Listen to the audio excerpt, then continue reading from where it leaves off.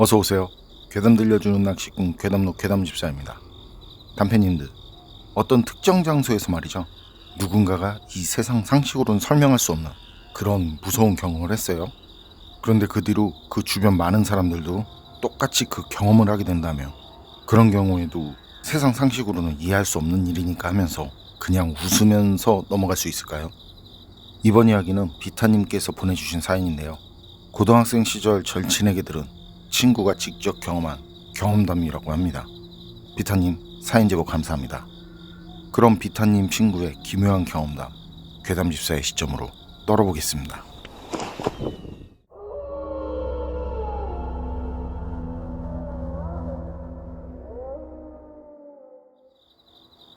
제가 소름 돋는 오싹한 이야기 하나 해드릴게요. 고등학교 때 학교 옆에 엄청 큰, 진짜 큰 인공 바위 조형물이 있었거든요. 그게 무슨 용도로 거기에 있었는지는 모르겠는데, 그 인공 바위 밑으로 기어 들어갈 수 있는 형태였어요. 그리고 그렇게 들어가면 안쪽은 텅텅 비어 있었고, 그리고 거기엔 나무 막대기 같은 그런 지지대만 있는 마치 동굴 비슷한 그런 느낌이 드는 곳이었는데요. 그런데 거기 꽤 넓고 컴컴해서 말이죠.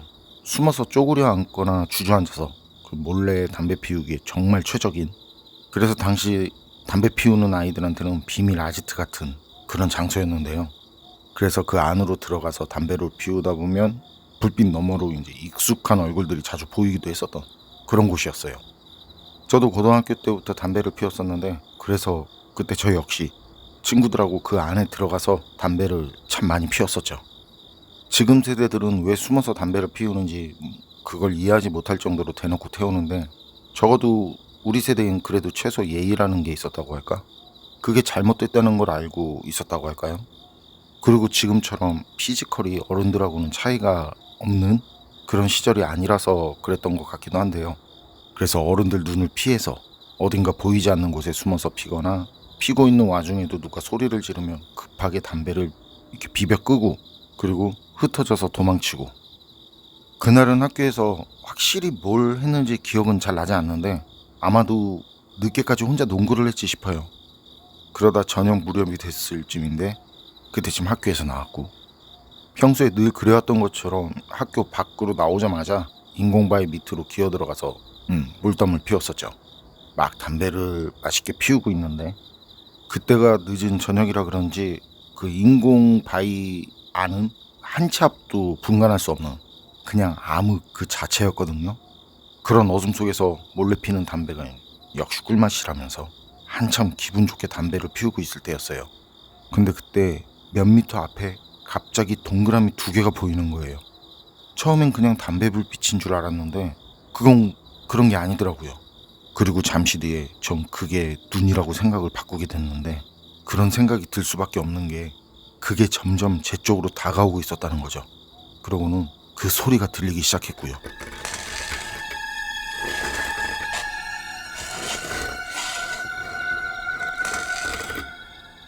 땅을 짚고 바닥에 몸을 끌면서 기어오는 것 같은 소리, 그래서 옷자락이 땅바닥에 쓸리는 소리, 그 소리는 그런 소리였어요. 거기가 말이죠, 높이가 낮아서 서서 걸어 다닐 수 없는 그런 높이였는데, 그렇다고 그렇게 기어와야 할 정도는 또 아니었거든요. 근데 전 급하고 초조한 마음에 그 존재를 확인하려고, 그래서 그쪽으로 라이터를 켰거든요. 그리고 바로 전 거의 제 바로 앞까지 온 그걸 보게 됐는데요. 그렇게 제 쪽으로 기어오고 있는 건 칠흑 같은 머리에 하얀 소복을 입은 여자였어요. 여자?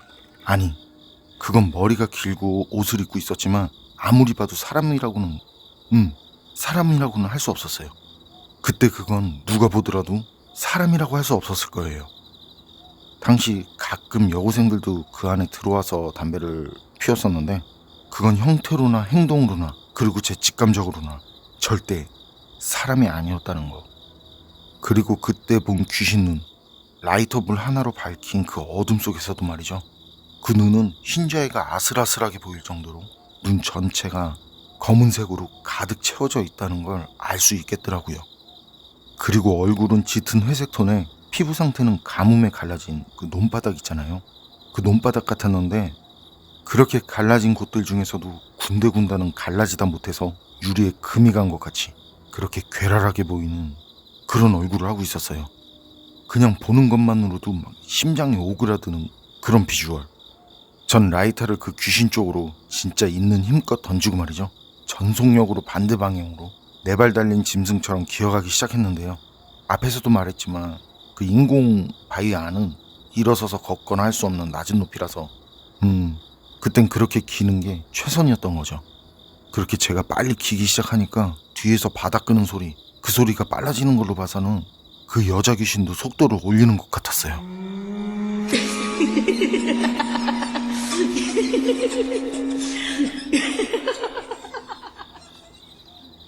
뒤에선 웃는 건지 우는 건지 알 수 없는 소리가 들려왔고 머리에서는 쉴 새 없이 땀이 흐르고 나중엔 귀가 찢어질 것 같은 귀곡선까지 들리는데 그 소리를 들으니까 몸이 굳는가 싶더니 몸이 말을 듣지 않는 거예요. 속도를 낼 수 없겠더라고요.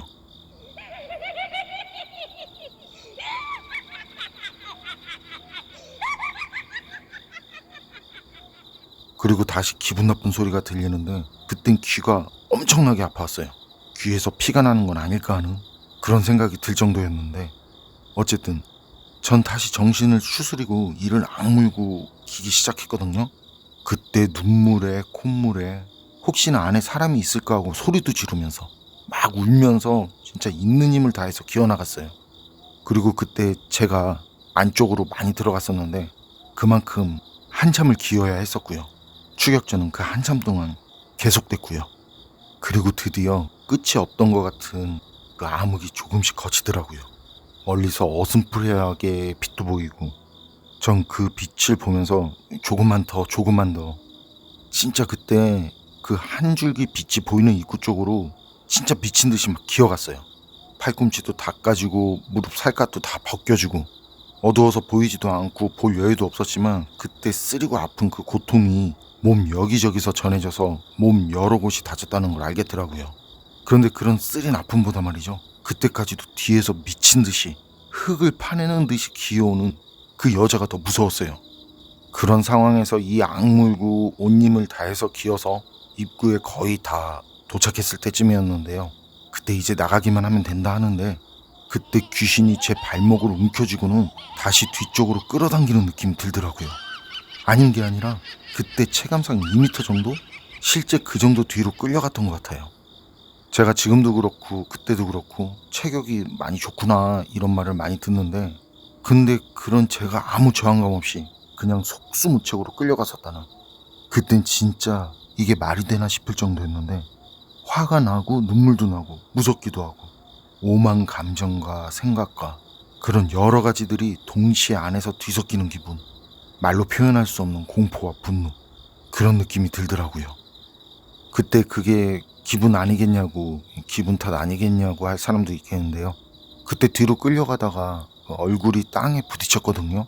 그렇게 뒤로 끌려가면서 부딪히니까 코부터 이마까지 찢어져서는 진짜 아팠어요.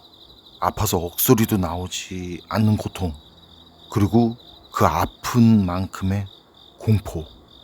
근데 말이죠. 그 와중에도 정말 무서웠던 건 말이죠. 그때 제 발목을 잡은 그 엄청난 한기가 느껴지는 손의 온도와 힘이었어요. 그때 그 차가움과 힘이 어느 정도였냐면 양말을 신고 있었는데도 발목이 끊어질 것 같은 한기 그리고 금방이라도 부서질 것 같은 그런 통증이 느껴지더라고요. 냉기가 통증으로 느껴질 정도라면 어느 정도인지 이게 온전히 글로 전달이 될까 싶네요. 그리고 그런 상황에서 있는 힘을 다해서 말이죠. 다시 앞으로 기어가려고 했는데 그때 귀신이 발목을 잡아 끄는 완력이 제 힘보다 몇 배는 더 강했어요. 그때 전 나 여기서 이대로 죽는 건가? 그런 생각이 들더라고요. 근데 그때 바깥쪽에서 소리가 들리더니 익숙한 얼굴 하나가 인공바위 안으로 들어오는 게 보이는 거예요. 전 그때 너무 반가운 나머지 고래고래 소리를 질렀거든요. 그리고 저 좀 잡아서 당겨달라고 제발 나 좀 살려달라고 말이죠. 진짜 있는 힘을 다해서 목이 터져라. 그런데 머리를 들이밀고 기어들어오던 그 친구 제 뒤에 절 당기고 있는 귀신 얼굴을 봤는지 그대로 입에 물고 있던 담배를 떨어뜨리고는 바로 소리를 지르면서 도망가더라고요. 그리고 그 뒤에 잠시 주춤했던 저와 귀신과의 줄다리기가 다시 시작됐는데요. 귀신은 제 발목을 잡아 끌고 전 최대한 끌려가지 않으려고 모래바닥에 손가락을 박아 놓듯이 넣고 버티고. 그런데 그렇게 버텨도 소용이 없더라고요. 점점 뒤쪽 어둠 속으로 끌려가는 몸. 그렇게 어떤 저항도 할 수 없다는 걸 알게 되니까 포기하게 되고, 그리고 동시에 온몸에 기운이 빠지고, 그 뒤엔 기절을 하는지도 모르고 기절을 했는지 시간이 얼마나 지났는지 모를 시점에서 눈이 떠졌거든요. 눈을 떠보니까 사방은 여전히 깜깜하고 전 그때까지도 인공바위 안에 쓰러져 있더라는 거죠. 그리고 그렇게 다시 정신이 든 뒤엔 팔꿈치가 까지든 말든 다시 미친 듯이 기어서 밖으로 나왔는데, 나와보니까 밤이더라고요. 주변엔 사람들도 없고 어두컴컴한. 그래서 또 쉬지 않고 냅다 집까지 달렸고요. 그리고 전 후유증으로 3일간 학교를 결석하게 됐는데요. 그런 일이 있고 난 뒤부터 인공바위에 대한 괴담이 돌기 시작했어요. 거기 기어다니는 여자 귀신이 나온다더라, 거기가 저승사자 집합소라더라 하는. 이게 얼마나 심각했냐면 그런 소문에 결국 그 인공바위를 철거할 정도였어요. 그리고 그런 일들이 저한테만 벌어졌다면 그 인공바위가 철거됐을까요? 아마 제 얘기가 소문이 난다는 듯 시간이 좀 지나서 잊혀지고 그냥 묻혔겠죠. 하지만 저 말고도 인공바위 안에서 그때 제가 본 그 귀신을 목격한 사람이 말이죠. 제가 그 시절 기억하는 것만 10명은 되는 것 같아요. 최소한 10명. 그리고 그날 기억은 오랜 시간이 지난 지금까지도 몸이 피곤하거나 술을 많이 마신 날이면 가끔 꿈으로 나타나는데요. 그럼 그때랑 똑같은 느낌과 고통이 들더라고요. 그날의 기억, 그건 분명히 제 인생에서 절대 지울 수 없는 트라우마였어요. 비타님 사연은 여기까지인데요. 물리력을 인체에 직접 행하는 귀신? 다른 분들은 몰라도 적어도 제겐 이게 흔치 않은 케이스인데요. 체격이 좋은 사람 발목을 자꾸 끌어서 그런 사람이 저항도 못하고 뒤로 끌려갈 정도면 이거 어느 정도 힘 차이가 나야 가능한지 감이 오시나요? 뒤에서 끄는 쪽이 그냥 압도적으로 강해야 하거든요. 저항을 하지 못할 정도라잖아요. 저항을. 여러분이 사연처럼 어둠 속에서 아무 저항도 못할 정도로 그렇게 뒤에서 누가 압도적인 힘으로 당긴다면 여러분은 그런 상황에서 어떤 결정을 하실 것 같으세요? 저요? 저라면 돌아 누워서 정확히 손과 어깨, 앞면을 발로 깔 것 같습니다. 뭐가 됐든 가리지 않고 있는 힘껏. 그게 귀신이 됐든 사람이 됐든 절 잡을 수 있다는 건 저도 그걸 터치할 수 있다는 게 아닐까요? 그냥 끌려가는 것보단. 여러분 생각은 어떠세요?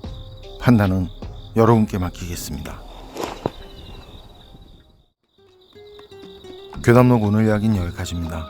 그럼 전 다음에 또 다른 사연으로 찾아뵙겠습니다. 늘 건강하시고 평온하세요. 함께 해주셔서 고맙습니다.